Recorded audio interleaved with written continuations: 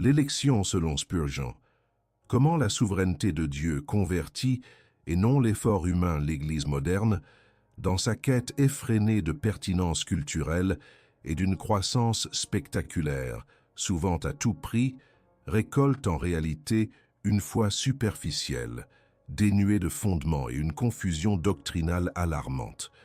Dans cette ère de complaisance spirituelle, où la vérité est polie et le péché minimisé au nom d'une inclusion illusoire, les écrits immortels de Charles Spurgeon, le prince des prêcheurs, résonnent comme un avertissement solennel et une ancre inébranlable. La tentative d'adoucir la vérité divine, de la rendre plus palatable aux sensibilités humaines, n'est rien de moins qu'une trahison spirituelle, vidant la croix de son pouvoir salvateur et l'évangile de sa force transformative. Nous sommes témoins d'une génération qui, fatiguée par la superficialité de prêches égocentriques et l'absence de profondeur théologique, se débat avec une angoisse silencieuse. Vous avez peut-être ressenti cette lassitude, cette frustration, cette douleur sourde de la performance religieuse, où votre âme est épuisée à essayer de mériter une faveur divine qui, selon le message ambiant, dépendrait avant tout de votre propre initiative, de votre propre effort, de votre propre décision. Cette fatigue n'est pas une faiblesse personnelle, elle est un symptôme. Elle est le signal d'alarme d'une âme qui, sans le savoir, a été nourrie d'une théologie diluée, d'un évangile centré sur l'homme plutôt que sur le Dieu souverain. Le vrai problème ne réside pas dans votre manque d'engagement, mais dans la déformation subtile et insidieuse de la vérité la plus fondamentale de la foi chrétienne, le rôle de la souveraineté divine dans la conversion et le salut. On vous a peut-être dit que la conversion est avant tout un acte de votre volonté, un choix libre et inconditionnel que vous faites vers Dieu. On vous a encouragé à accepter Jésus, à prendre une décision pour Christ, comme si la puissance de votre volonté humaine était la force motrice derrière le plus grand miracle de l'univers, la régénération d'une âme morte dans le péché. Cette perspective, séduisante car elle flatte l'orgueil humain, place le pivot du salut entre vos mains, faisant de Dieu un suppliant attendant votre bon vouloir. Et c'est là que réside la racine de votre épuisement, de votre incertitude, de votre frustration. Si votre salut dépend de votre capacité à choisir Dieu, alors quelle est la garantie? Qu'est-ce qui empêche votre volonté si fluctuante et fragile de changer d'avis? Qu'est-ce qui assure la persévérance si c'est vous qui avez initié le processus? La véritable douleur cachée que beaucoup de chrétiens supportent en silence est celle de ne jamais être assez pieux, assez zélés, assez méritants pour garantir leur place. C'est l'angoisse de la performance, l'agonie de l'incertitude voilée sous des sourires forcés et des déclarations de foi superficielles. C'est la peur que, si vous cessez de choisir chaque jour, si votre effort diminue, vous pourriez perdre ce que vous avez gagné. Cette approche est une trahison de l'Évangile et une insulte à la glorieuse souveraineté de Dieu. Elle transforme le salut d'un don gracieux et inconditionnel en un contrat négociable, où l'homme détient le pouvoir ultime. L'ennemi commun que nous devons confronter, ce n'est pas le doute extérieur, mais l'orgueil humain intérieur, la souveraineté du moi, ce pélagianisme moderne qui nous susurre que nous sommes au fond capables de nous sauver nous-mêmes, ou du moins de commencer le processus. Il est temps de déconstruire cette illusion et de nous tourner vers la seule ancre inébranlable, la souveraineté absolue de Dieu dans l'œuvre de la conversion. C'est là que Charles Spurgeon, avec une clarté redoutable et une passion brûlante, nous ramène à la source de toute assurance et de toute paix véritable, la doctrine de l'élection. Le prince des prêcheurs ne s'est jamais dérobé devant les vérités difficiles de l'Écriture. Il a prêché la doctrine de l'élection divine, non comme une froide spéculation théologique, mais comme le fondement glorieux de l'amour de Dieu et la source de toute espérance. Pour Spurgeon, l'élection n'était pas une entrave à l'évangélisation, mais son moteur. Ce n'était pas un obstacle à la liberté humaine, mais la garantie de sa vraie liberté en Christ. Il insistait sur le fait que l'homme, par nature, est mort dans ses péchés et offenses, incapable de se tourner vers Dieu, à moins que le Père ne l'attire par une grâce irrésistible, découlant de son choix éternel. Sans cette grâce souveraine, notre volonté est esclave du péché, et notre choix ne serait jamais pour Dieu, mais toujours pour nous-mêmes. C'est ici que la vérité inconfortable mais libératrice de l'élection éclate. Le salut ne commence pas avec l'homme, mais avec Dieu. Il n'est pas initié par notre effort, mais par sa grâce souveraine. C'est sa main qui nous saisit, sa puissance qui nous régénère, son esprit qui nous conduit à la foi. Comprendre l'élection selon Spurgeon, c'est comprendre que notre salut n'est pas un château de sable construit sur la plage mouvante de notre volonté, mais une forteresse éternelle édifiée sur le roc inébranlable de la fidélité de Dieu. C'est se libérer de la performance, de l'incertitude, de l'épuisement, et trouver un repos profond dans la certitude que Dieu est aux commandes, du début à la fin, de notre appel à notre glorification. C'est cette vérité, souvent mal comprise, parfois déformée, que nous allons explorer ensemble. C'est le fondement de toute vraie humilité, de tout vrai zèle, de toute vraie adoration. C'est le seul antidote à l'orgueil religieux et à l'évangile de la facilité. Alors je vous pose cette question qui viole l'âme, non pas pour vous accuser, mais pour vous sonder. Dans les profondeurs de votre cœur, votre assurance de salut repose-t-elle sur votre décision ou sur la souveraine élection de Dieu? Commentez ci-dessous par un mot ou une phrase qui révèle la vérité la plus intime de votre âme, le trésor impérissable du Saint-Esprit. Pourquoi la véritable prospérité divine est cachée dans la communion avec Dieu et non dans les bénédictions qu'il accorde? Nous vivons dans une ère où le terme « prospérité » a été perverti, réduit à des gains matériels, à la santé physique et au confort personnel. L'Église moderne, trop souvent, a épousé cette caricature mondaine, promettant des bénédictions tangibles comme preuve de la faveur divine, transformant la foi en une monnaie d'échange pour des avantages terrestres. Mais dans cette course aux richesses éphémères, un trésor d'une valeur inestimable est négligé, voire totalement oublié. La véritable prospérité divine, celle qui est intrinsèquement liée à la souveraineté de Dieu dans la conversion, est manifestée par l'œuvre du Saint-Esprit. Ce trésor, mes amis, n'est pas à trouver dans l'accumulation de biens ou la suppression de toute épreuve, mais dans la profonde, inébranlable communion avec le Dieu vivant. C'est ici que Charles Spurgeon, avec son audace prophétique, nous ramène à l'essence de la richesse spirituelle. Le problème réside dans une compréhension erronée de la régénération. L'ennemi commun ici est la vision pélagienne ou semi-pélagienne de la conversion, qui insinue que l'homme, même dans sa condition de péché, possède la capacité inhérente de se tourner vers Dieu, d'initier le processus de salut. Si cela était vrai, alors la prospérité spirituelle pourrait être perçue comme le fruit de notre propre effort, de notre sagesse, de notre détermination à choisir le bien.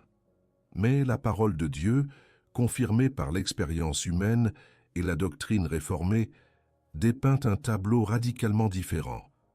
L'homme est mort dans ses transgressions et ses péchés. Éphésiens 2:1. Un homme mort ne peut ni voir, ni entendre, ni choisir Dieu. Sa volonté est esclave du péché, incapable de désirer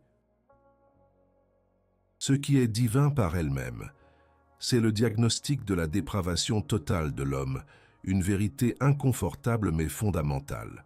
Spurgeon, avec une clarté implacable, a toujours insisté sur cette incapacité radicale de l'homme déchu. Pour lui, la conversion n'est pas un acte de la volonté humaine non assistée, mais une œuvre divine, souveraine et irrésistible de l'Esprit de Dieu. Il a affirmé « Nul homme ne peut venir à Christ à moins d'y être attiré par le Père ». Cette attraction n'est pas une simple persuasion externe, mais une transformation intérieure radicale, une nouvelle naissance. C'est ici que réside le véritable trésor du Saint-Esprit. Quand le Saint-Esprit régénère une âme, il lui donne une nouvelle vie, un nouveau cœur, de nouveaux désirs. Il illumine l'esprit pour comprendre la vérité de l'Évangile et il incline la volonté à embrasser Christ par la foi. Ce n'est pas l'homme qui trouve la foi par son propre pouvoir, c'est le Saint-Esprit qui lui donne la foi. C'est là la véritable prospérité divine. Cette œuvre souveraine du Saint-Esprit est le fondement de notre communion avec Dieu. Sans elle, aucune communion n'est possible, car un cœur mort au péché ne peut connaître le Dieu vivant et saint. C'est l'Esprit qui nous unit à Christ, qui nous adopte dans la famille de Dieu, qui nous rend capables de l'appeler Abba, Père. Cette communion n'est pas une bénédiction parmi d'autres. Elle est la bénédiction suprême, l'essence même de notre salut et le commencement de la vie éternelle. C'est la richesse de l'âme qui surpasse toutes les richesses terrestres. La véritable prospérité, donc, n'est pas ce que nous recevons de Dieu en termes de possession matérielle ou de confort immédiat, mais ce que nous recevons en Dieu à travers l'œuvre de son Esprit, la vie, la foi, l'amour, la sainteté et la communion éternelle. Le trésor impérissable du Saint-Esprit est précisément cette nouvelle nature, cette capacité à connaître et aimer Dieu. Cette assurance que notre salut ne dépend pas de notre performance fragile, mais de la puissance invincible de celui qui nous a appelés et régénérés. C'est la certitude que si Dieu a commencé cette œuvre en nous par son Esprit, il l'amènera à son terme. Philippiens 1:6. Cette certitude apporte une paix que le monde ne peut ni donner ni comprendre. Elle libère l'âme de l'angoisse de la performance, de la peur de ne pas être assez, de l'épuisement, de l'auto-salut. Elle nous pousse non pas à chercher des bénédictions extérieures, mais à approfondir cette communion intérieure, à cultiver la présence de l'Esprit, à marcher dans la sanctification qu'il opère. Chaque pas de notre vie chrétienne, depuis l'initiale régénération jusqu'à la glorification finale, est une manifestation de cette prospérité divine que l'Esprit opère.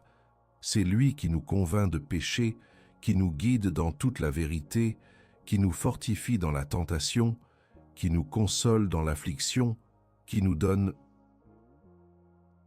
la puissance de témoigner de Christ. C'est lui qui fait de nous des temples vivants du Dieu très haut. Ainsi, la véritable richesse du chrétien n'est pas une affaire de ce que l'on possède, mais de ce que l'on est devenu par la grâce souveraine de Dieu à travers l'Esprit Saint. C'est la transformation intérieure, la conformation à l'image de Christ, la capacité à aimer et à obéir. C'est là le trésor impérissable, inaccessible aux voleurs et à la rouille, inébranlable face aux tempêtes de la vie. Alors, n'aspirez plus aux ombres de la prospérité matérielle ou au confort passager comme mesure de la faveur de Dieu. Cherchez plutôt la réalité solide et éternelle de la communion avec lui, rendue possible uniquement par l'œuvre souveraine et gracieuse du Saint-Esprit. C'est là que se trouve la véritable richesse, la seule qui compte aux yeux de l'Éternel et la seule qui puisse soutenir votre âme à travers les âges. C'est un diagnostic de la vérité qui démasque les fausses promesses du monde et révèle la gloire insondable de la grâce souveraine de Dieu. La prospérité que le monde ne comprend pas, le paradoxe d'être riche en foi tout en étant pauvre aux yeux des hommes. Si le diagnostic de la vérité nous révèle le trésor impérissable de l'esprit dans la conversion souveraine, alors il est impératif d'examiner les conséquences profondes et souvent douloureuses de l'erreur opposée, celle qui minimise la souveraineté divine et exalte l'effort humain dans le chemin du salut. L'agitation spirituelle, l'incertitude et l'épuisement que tant de croyants expérimentent sont les fruits amers de cette déviation doctrinale. On nous promet souvent une prospérité basée sur nos actions, nos déclarations positives, notre capacité à attirer les bénédictions. Mais cette vision mondaine est aveugle à la richesse spirituelle qui découle d'une foi enracinée dans la souveraineté de Dieu, une richesse qui peut souvent se manifester dans le paradoxe d'être riche en foi tout en étant pauvre aux yeux des hommes. Le monde, dans sa sagesse charnelle, ne peut concevoir de prospérité en dehors de ce qui est visible et tangible. Pour lui, la richesse est synonyme d'abondance matérielle, de succès social, de santé ininterrompue et de confort constant. Il ne comprend pas la notion de renoncement, de sacrifice, de souffrance endurée pour Christ. Or, l'évangile de la souveraineté de Dieu, tel que prêché par Spurgeon, nous révèle une prospérité d'un ordre complètement différent, une richesse de l'âme qui défie les critères mondains. Les conséquences de ne pas saisir cette vérité sont dévastatrices. Premièrement, l'erreur de placer l'initiative de la conversion dans la volonté humaine conduit à une fausse assurance ou, à l'inverse, à un désespoir constant. Si votre salut dépend de votre décision, de votre choix, comment pouvez-vous être certain d'avoir choisi assez bien? Qui peut dire que sa volonté est assez pure, assez forte, assez constante pour maintenir cette décision jusqu'à la fin? Cela engendre une foi basée sur la performance, où chaque échec personnel devient une menace pour votre salut, où chaque péché remet en question votre décision initiale. N'est-ce pas là la source de tant d'épuisement religieux, de cette impression de courir après une ligne d'arrivée qui recule sans cesse? N'est-ce pas là la raison pour laquelle tant de chrétiens vivent dans la crainte plutôt que dans la paix? Deuxièmement, cette déviation doctrinale nourrit l'orgueil humain. Si c'est moi qui ai choisi Dieu, alors je peux me féliciter de ma sagesse, de ma perspicacité, de ma supériorité morale par rapport à ceux qui n'ont pas encore fait ce choix. L'humilité, pierre angulaire de la foi chrétienne, est érodée. Nous nous glorifions dans notre volonté, dans notre capacité, plutôt que de nous prosterner devant la grâce imméritée de Dieu. Cela transforme la conversion en une réalisation personnelle plutôt qu'en un miracle divin, faisant de l'homme le héros de sa propre histoire de salut. Troisièmement, cela engendre une superficialité de la foi et un compromis avec le monde. Si la prospérité est mesurée par des standards mondains, alors l'Église se met à imiter le monde pour attirer les choix des hommes. Elle dilue le message de la croix, évite les doctrines difficiles comme le jugement, le péché, la dépravation totale et bien sûr l'élection, car ces vérités sont offensantes ou peu attrayantes. Le résultat est une foi émasculée, incapable de confronter les ténèbres du monde, et des croyants qui ressemblent davantage à des consommateurs spirituels qu'à des disciples radicaux de Christ. Le paradoxe d'être riche en foi tout en étant pauvre aux yeux des hommes est alors complètement inversé. On cherche à être riche aux yeux des hommes, risquant ainsi la pauvreté spirituelle. Charles Spurgeon, lui, a prêché une richesse d'un autre ordre. Il a montré que la véritable prospérité réside dans l'assurance inébranlable que notre salut est entièrement l'œuvre de Dieu. Si Dieu nous a choisis avant la fondation du monde, si son esprit nous a régénérés alors que nous étions morts, si sa grâce est la seule source de notre foi, alors notre position en Christ est sûre. Cette sécurité n'est pas une licence pour le péché, mais le fondement de la sainteté, car elle nous libère de l'esclavage de la performance pour nous conduire à l'obéissance par amour et gratitude. Imaginez une foi qui n'est pas ébranlée par la perte matérielle, par la maladie, par la persécution. Une foi qui non seulement endure, mais y s'épanouit dans l'adversité, parce que sa source n'est pas en ce monde, mais en Dieu seul. C'est la prospérité que le monde ne comprend pas. Elle n'est pas mesurable en dollars ou en succès sur les réseaux sociaux. Elle se mesure en paix au milieu de la tempête, en joie dans la souffrance, en persévérance face à l'échec, en humilité face à la tentation. Cette richesse n'est pas acquise par l'effort humain, mais est le don gracieux de la souveraineté divine manifestée par l'élection. C'est être pauvre aux yeux des hommes, peut-être manquant de prestige, de biens, de reconnaissance, mais être riche en foi, parce que Christ est tout, et Christ est en nous, par l'Esprit qui nous a souverainement élus et régénérés. Pour forcer votre auto-évaluation, je vous demande, votre prospérité chrétienne est-elle définie par l'absence de problèmes et l'abondance matérielle, ou par une paix inébranlable et une joie profonde, même au milieu du manque et de l'adversité, ancrée dans la certitude de l'élection divine? Le fondement de votre bien-être est-il humain ou divin? C'est une question brûlante, car le salut de l'âme et la gloire de Dieu sont en jeu. Combien de vies sont-elles gaspillées à courir après une fausse prospérité, tandis que le véritable trésor est dédaigné?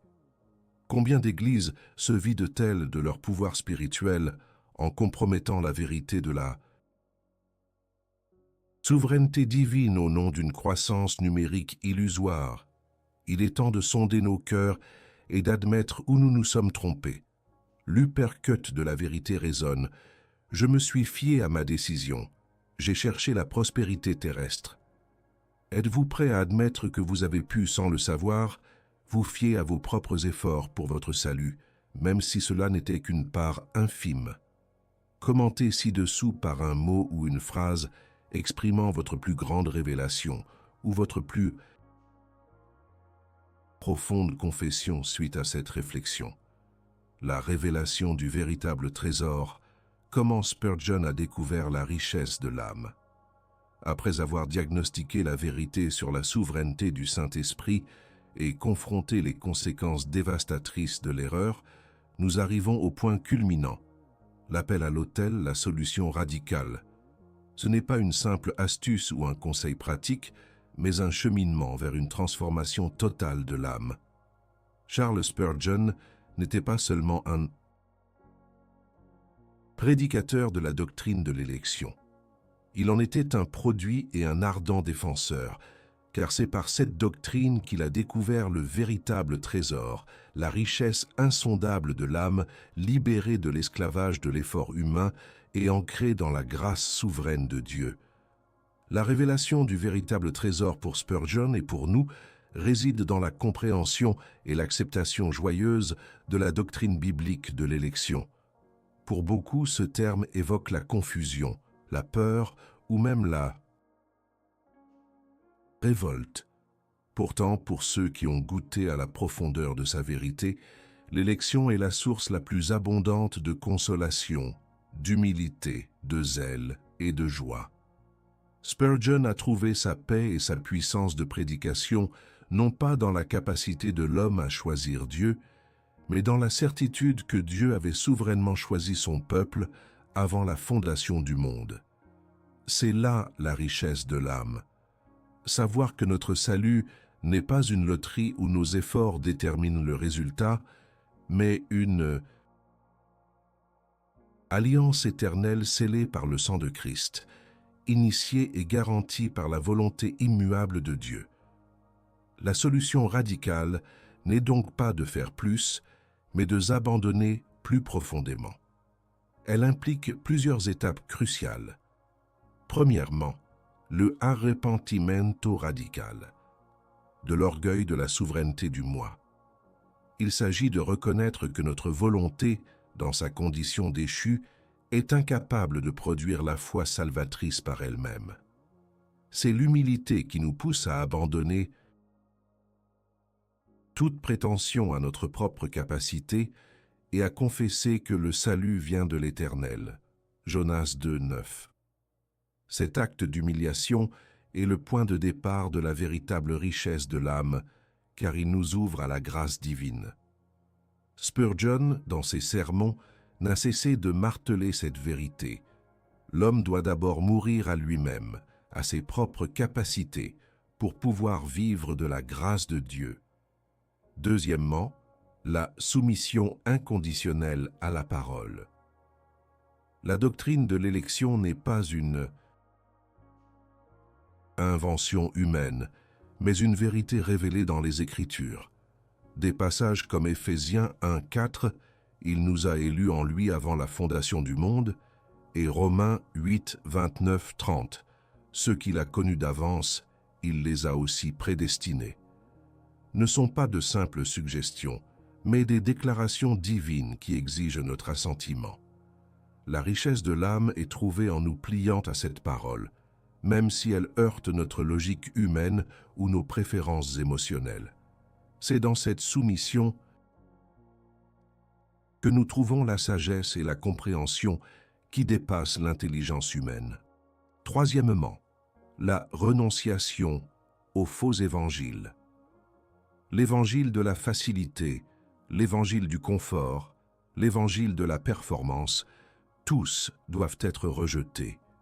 Ils promettent une forme de prospérité superficielle et temporaire, mais ils ne peuvent offrir la paix durable et la sécurité éternelle que la souveraineté de Dieu dans l'élection procure.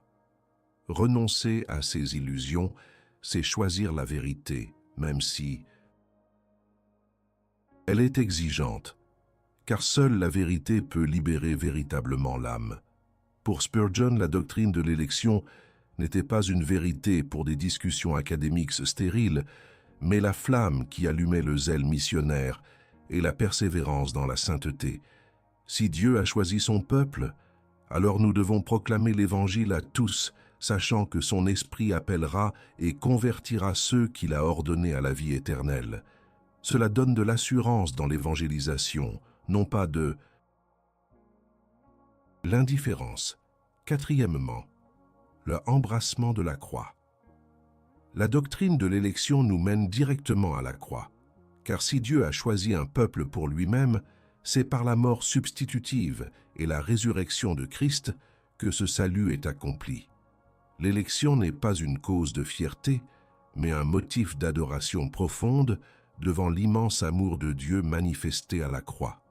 Pour Spurgeon, la croix était le cœur de l'Évangile, et l'élection en était la puissance motrice. C'est à la croix que le Christ, l'élu parfait, a souffert pour les élus, assurant leur rédemption. Embrasser la croix, c'est embrasser un chemin de renoncement à soi-même, de souffrance, mais aussi de gloire et de vie éternelle. C'est comprendre que la vraie richesse de l'âme n'est pas dans l'absence de la croix, mais dans la communion avec celui qui y a été crucifié pour nous. La solution radicale ne vise pas votre confort immédiat, mais votre sanctification éternelle. Comprendre l'élection ne rend pas passif. Au contraire, elle inspire une gratitude profonde qui pousse à la sainteté. Si Dieu m'a choisi et m'a sauvé par sa grâce souveraine, comment pourrais-je ne pas vivre pour sa gloire? Comment pourrais-je retourner à l'esclavage du péché? La doctrine de l'élection est le moteur le plus puissant de la piété et de la dévotion. Elle garantit que notre marche chrétienne est non seulement initiée par Dieu, mais aussi soutenue et achevée par lui. C'est la source de la persévérance des saints. Spurgeon a découvert que la richesse de l'âme n'est pas dans l'étendue de nos œuvres, mais dans la profondeur de notre dépendance à l'égard de Dieu. c'est la paix inébranlable qui découle de la certitude que notre nom est écrit dans le livre de vie de l'agneau avant même la création du monde. C'est la liberté de la performance, l'abandon du fardeau de se mériter l'amour de Dieu. Cette révélation change tout. Elle remplace l'angoisse par l'assurance, l'orgueil par l'humilité, la superficialité par une profondeur théologique qui nourrit l'âme. C'est un appel à l'autel de la vérité, où nous déposons nos illusions et recevons le trésor infini de la grâce souveraine de Dieu. C'est un appel à vivre non pas par notre propre volonté, mais par sa volonté, pour sa gloire éternelle. Nous avons parcouru ensemble un chemin exigeant, confrontant les illusions d'une foi superficielle et sondant les profondeurs insondables de la souveraineté de Dieu. La vérité, souvent inconfortable, est pourtant la seule qui libère. Notre voyage nous a menés à la conclusion inébranlable que le salut, dans son commencement, sa continuation et son achèvement, est entièrement l'œuvre de Dieu, enracinée dans son élection éternelle et accomplie par son esprit souverain. L'évangile de la facilité nous propose une conversion à la carte, une foi à la demande, où l'homme est le maître de son destin spirituel. Mais la parole de Dieu, et avec elle la voix tonitruante de Charles Spurgeon, nous ramène à cette réalité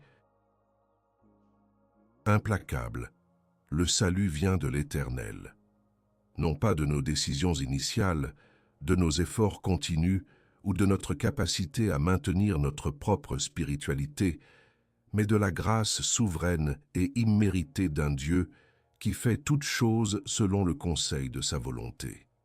La richesse de l'âme que Spurgeon a découverte et proclamée avec tant de puissance n'est pas une prospérité matérielle passagère ou un confort terrestre éphémère. C'est la paix inébranlable, la joie profonde et l'assurance éternelle qui découle de la certitude que notre salut est entre les mains d'un Dieu tout-puissant, omniscient et parfaitement aimant. Cette certitude nous libère de l'angoisse de la performance religieuse, de la peur de ne pas faire assez ou de ne pas être assez bien. Elle anéantit l'orgueil du moi, nous poussant à nous prosterner dans une adoration sincère et une gratitude débordante. Car si Dieu nous a choisis alors que nous étions morts dans nos péchés, incapables même de le désirer, alors toute la gloire lui revient. Ce n'est pas une doctrine qui invite à la passivité, mais une vérité qui enflamme le zèle. Si Dieu a souverainement élu un peuple, alors nous devons proclamer son évangile avec audace, sachant que ceux qu'il a appelés entendront sa voix et viendront à lui par l'Esprit. Si notre salut est assuré par sa fidélité, alors nous sommes fortifiés pour endurer les épreuves, pour lutter contre le péché, pour marcher dans la sainteté. La doctrine de l'élection, loin d'être un obstacle, est le fondement le plus solide pour une vie de dévotion radicale, d'humilité profonde et de persévérance inébranlable. Elle est la source d'une confiance qui ne faillit jamais, car elle repose non sur la faiblesse de l'homme, mais sur la puissance et la grâce infinie de Dieu. Ce que le monde appelle prospérité est souvent un miroir aux alouettes qui nous détourne du véritable trésor. Le paradoxe d'être riche en foi tout en étant pauvre aux yeux des hommes est l'emblème de ceux qui ont compris la souveraineté divine. Ils trouvent leur joie et leur contentement en Christ seul, indépendamment des circonstances extérieures, car leur âme est ancrée dans l'élection éternelle de Dieu. Cette richesse intérieure, cette communion avec l'Esprit Saint qui régénère et sanctifie, est le véritable héritage du croyant, un héritage impérissable que ni la rouille, ni les mythes, ni les voleurs ne peuvent détruire. Pour reprendre les mots de Spurgeon lui-même, qui a si magnifiquement défendu cette vérité, si un homme ne peut pas prêcher la doctrine de la souveraineté de Dieu dans la grâce, il ne peut pas prêcher l'Évangile. C'est une déclaration puissante qui nous rappelle que la souveraineté de Dieu n'est pas une vérité marginale, mais le cœur même du message du salut. C'est elle qui donne sens à la dépravation de l'homme, à l'œuvre de la croix, à la puissance du Saint-Esprit et à la certitude de la vie éternelle. Si cette exploration de la souveraineté de Dieu et de l'élection, à travers la lentille du prince des prêcheurs, a remué votre âme, si elle a éclairé des zones d'ombre ou renforcé vos fondations, alors nous vous invitons à vous engager plus profondément avec notre communauté. Abonnez-vous à notre chaîne pour ne manquer aucune de ces vérités fondamentales qui nourrissent l'âme et défient la superficialité. Nous sommes ici pour offrir un refuge de profondeur théologique, un puits d'eau vive pour les âmes assoiffées de la vérité éternelle.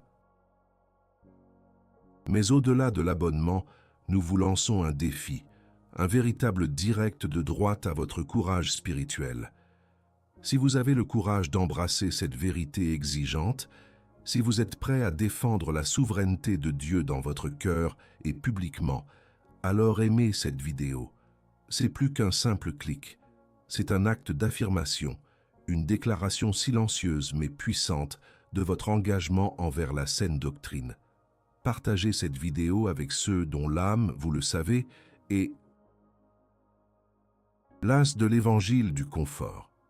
Et surtout, racontez-nous dans les commentaires ci-dessous comment cette perspective a transformé votre compréhension de la foi, votre assurance, votre adoration. Quelle vérité avez-vous appris aujourd'hui qui résonne le plus profondément en vous? Votre histoire, votre témoignage, votre engagement sont précieux pour notre communauté et pour la gloire de Dieu. Faites preuve de courage et participez à cette conversation essentielle. La doctrine de l'élection, telle qu'elle a été si vaillamment défendue par Charles Spurgeon, est souvent perçue à tort comme une vérité rude, une énigme aride réservée aux théologiens.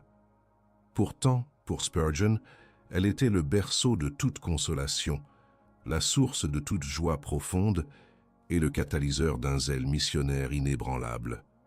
Loin d'être une barrière à la foi, elle est la clé qui déverrouille une compréhension plus profonde de l'amour de Dieu, de sa puissance et de sa fidélité immuable.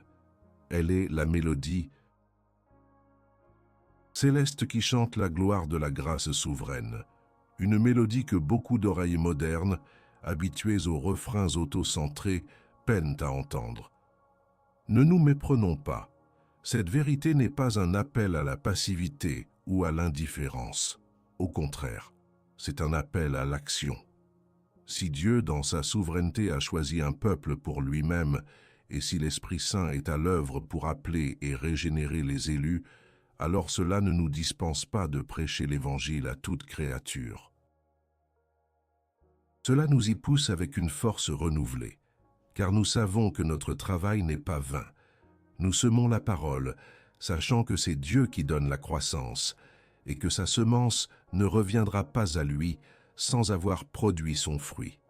L'élection pour Spurgeon n'était pas un frein à l'évangélisation, mais son moteur le plus puissant, car elle garantit le succès de l'œuvre missionnaire de Dieu. Cette doctrine confronte également notre orgueil persistant, cette tendance innée à nous attribuer une part du mérite de notre salut. Elle nous rappelle avec une force humble que nous ne sommes rien sans lui, que notre foi est un don, et que même notre capacité à croire est une œuvre de l'Esprit. Cela engendre une gratitude sans bornes, une adoration sincère et une humilité qui nous pousse à servir Dieu non par devoir ou pour gagner sa faveur, mais par un amour débordant pour celui qui nous a aimés le premier. C'est une grâce qui nous libère de la peur du jugement, non pas en annulant la justice divine, mais en nous ancrant dans la justice parfaite de Christ, qui nous est imputée par la foi. En fin de compte, l'élection selon Spurgeon est la doctrine de l'assurance suprême. Elle nous offre un fondement inébranlable dans un monde qui vacille. Elle nous assure que ni la mort, ni la vie, ni les anges, ni les dominations, ni les choses présentes, ni les choses à venir, ni les puissances, ni la hauteur, ni la profondeur, ni aucune autre créature ne pourra nous séparer de l'amour de Dieu manifesté en Jésus-Christ notre Seigneur. Romains 8, 38, 39.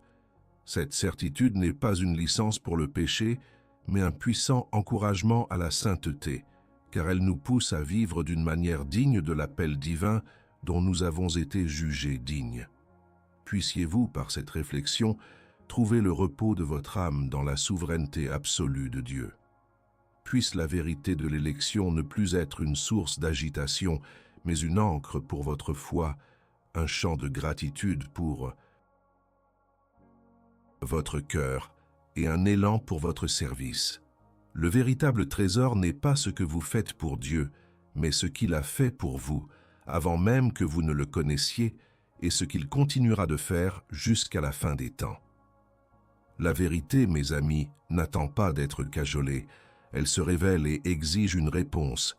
Ce que vous avez entendu aujourd'hui n'est pas une simple discussion théologique, mais un appel retentissant à la confrontation avec le Dieu souverain. Il est temps de sortir de l'indifférence, de la superficialité et de l'auto-illusion. Votre âme a soif de cette profondeur, même si votre chair y résiste. Si votre cœur a été ému, si votre esprit a été éclairé, et si vous ressentez le poids de cette vérité inébranlable, alors l'heure est venue de vous positionner. L'abonnement à cette chaîne n'est pas un simple clic, c'est un engagement. C'est déclarer publiquement que vous choisissez la nourriture solide de la doctrine face au lait frelaté de l'évangile du bien-être. C'est rejoindre une sentinelle dans sa mission de défendre la vérité éternelle. Alors, abonnez-vous sans hésitation et activez la cloche pour ne jamais manquer une seule de ces révélations qui transformeront votre foi. Mais l'engagement ne s'arrête pas là. Nous vous défions de manifester votre courage. Aimer cette vidéo n'est pas un geste anodin, c'est une affirmation publique de votre adhésion à la souveraineté de Dieu, même si elle est exigeante. C'est un acte de courage spirituel dans un monde qui fuit toute vérité inconfortable. Osez aimer, osez vous tenir fermement sur le roc de la doctrine, et puis témoignez. Partagez votre histoire dans les commentaires. Dites-nous ce que vous avez appris, comment cette compréhension de l'élection divine a changé votre perspective sur le salut, la grâce, votre propre assurance. Le dialogue est vital. Ne laissez pas cette vérité se perdre dans le silence. Partagez cette vidéo avec une âme que vous savez lasse de la superficialité, une âme qui cherche la profondeur. Que ce message puisse se propager comme un feu purificateur. C'est un appel à l'action immédiat, sans compromis. Ne remettez pas à plus tard ce que votre âme réclame maintenant. Abonnez-vous, aimez, commentez, partagez. C'est le chemin de la véritable force, de la véritable paix, de la véritable prospérité divine. C'est le chemin de la gloire de Dieu. Agissez maintenant.